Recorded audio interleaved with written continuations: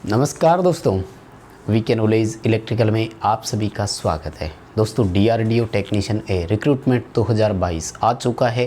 काफ़ी अच्छी आपकी तैयारी चल रही है, लेकिन एक सवाल हमेशा आपके मन में उठता है कि इसका एग्ज़ाम कब होगा, क्योंकि बहुत सारे बच्चे तो व्हाट्सएप पर मैसेज करते रहते हैं और कमेंट्स भी आते हैं, मैंने देखा। तो आज हम बात करने वाले हैं डीआरडीओ टेक्नीशियन ए वर्ष 2022 में जो वैकेंसी आई है, इसकी संभावित परीक्षा कब हो सकती है।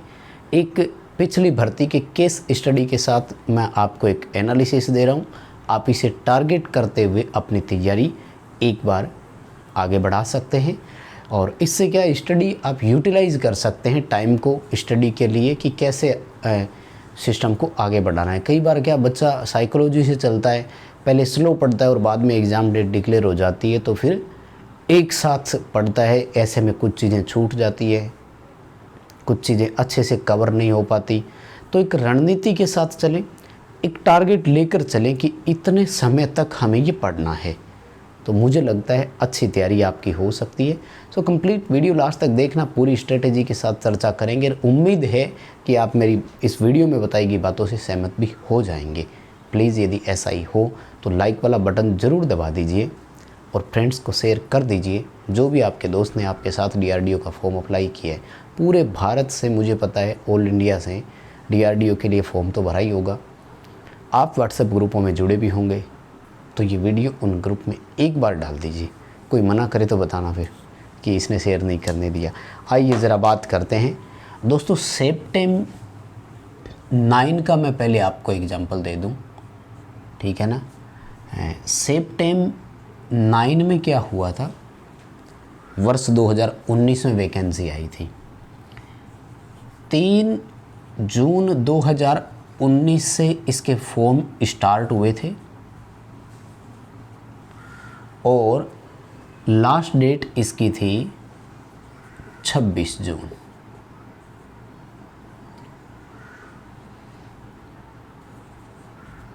यानी लगभग 22-23 दिन का समय इन्होंने फॉर्म अप्लाई करने के लिए आपको दिए। वही सेम सिचुएशन इस बार हो रही है। यानी सेप्टेम 10 में क्या हो रहा है, ऑनलाइन एप्लीकेशन की जो डेट है वो है सितंबर 3, 3 जून सेम है। क्लोजिंग डेट पहले तो 23 सितंबर थी, लेकिन बाद में 2 दिन एक्सटेंड कर दिए थे, तो ये भी 25 सितंबर तक चली। यानी सेम अगर आप देखें कि फॉर्म अप्लाई करने के लिए जो दिन या समय हमें दिया है, वो दोनों में वही 23-24, 22-23-24 दिन दिया था। सेप्टेम 9 के जो एग्ज़ाम है वो 2 शिफ्ट में एग्ज़ाम हुए थे।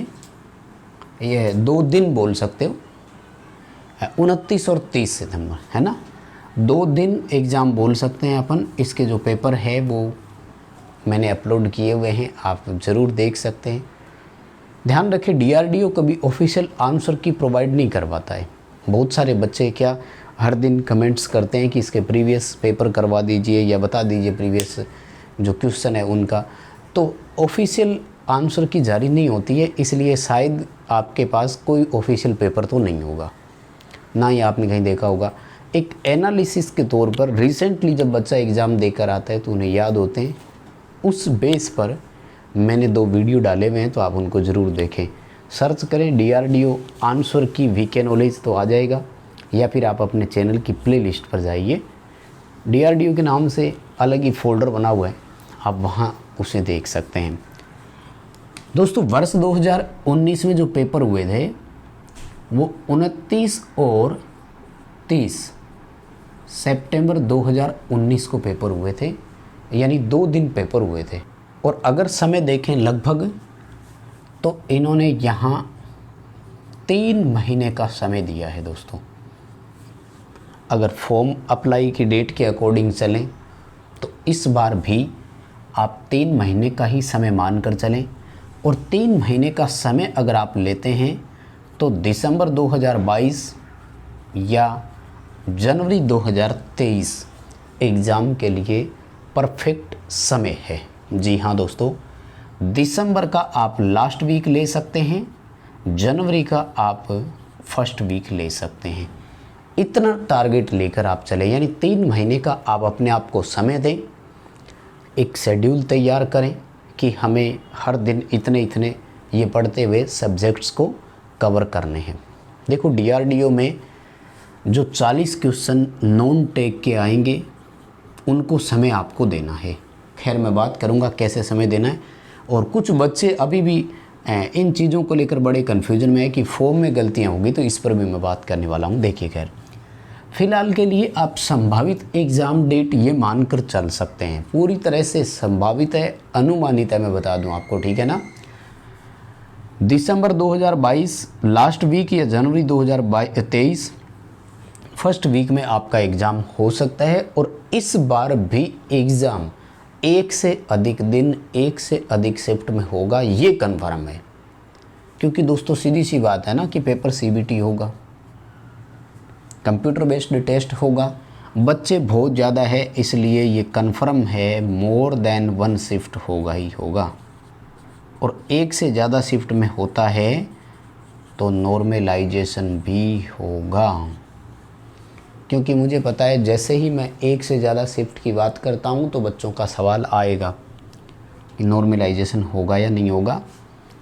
तो संभावना है CBT एग्ज़ाम होते हैं ना, इसमें अगर बच्चे 5, 10, 20 हज़ार से ज़्यादा होते हैं तो ये एक से ज़्यादा शिफ्ट में लेते ही है, ये कन्फर्म है।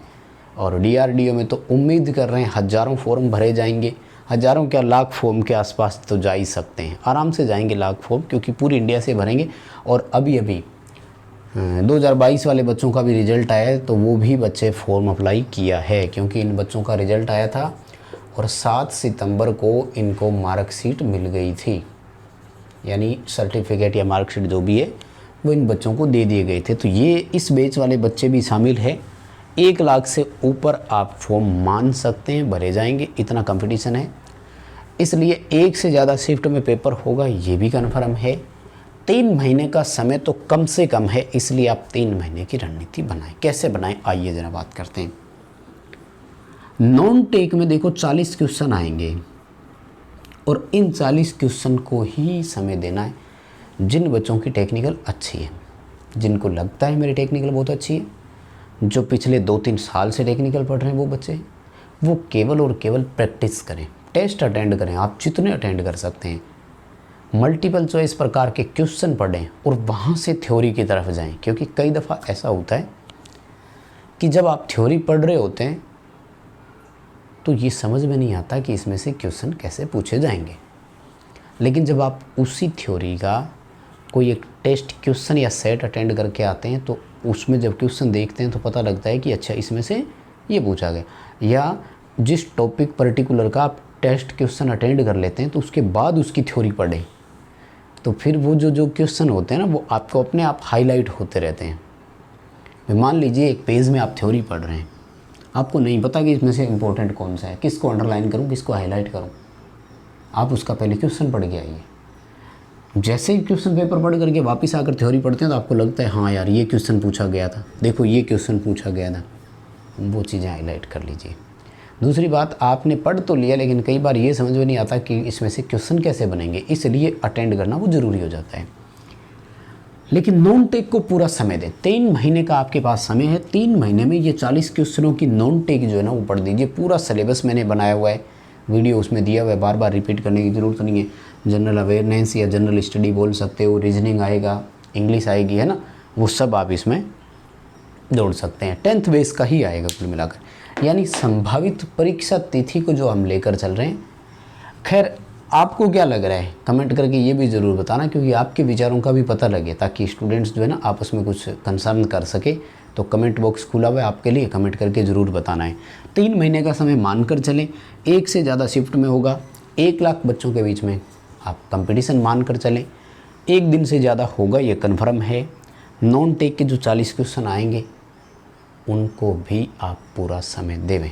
बाकी इसका पूरा डिटेल से जो है वो मैंने बनाया हुआ है, और प्ले लिस्ट में आप जाइए, आपको और भी जिस टॉपिक की ज़रूरत है उस टॉपिक के क्वेश्चन वहाँ देखने को आपको मिल जाएंगे। तो आप वहाँ से आराम से पढ़ सकते हैं। जो जितने भी मैंने पुराने वीडियोज़ दिए हुए ना उनको आप समय दें, क्योंकि मैंने उनको समय दिया हुआ है, समझ रहे हो ना समय का। मैंने उनको एक एक क्वेश्चन पे आपको चारों ऑप्शन एक्सप्लेन करते हुए बताया है। पुराने वीडियो तो आप जितने देखेंगे उतना ही बहुत कुछ समझ में आपको आ जाएगा वहाँ से, ठीक है। बाकी ये वीडियो अगर पसंद आया तो लाइक कीजिए, डिस्क्रिप्शन में लिंक है, हमारा एंड्रॉयड ऐप डाउनलोड कीजिए, वेबसाइट का भी लिंक दिया हुआ है, वहाँ भी विजिट करें, वहाँ से आप PDF वगैरह डाउनलोड कर सकते हैं। फ्री क्विज़ वहाँ चलती रहती है, उसे भी अटेंड कर सकते हैं। ये वीडियो दोस्तों को फॉरवर्ड ज़रूर करना। बहुत धन्यवाद।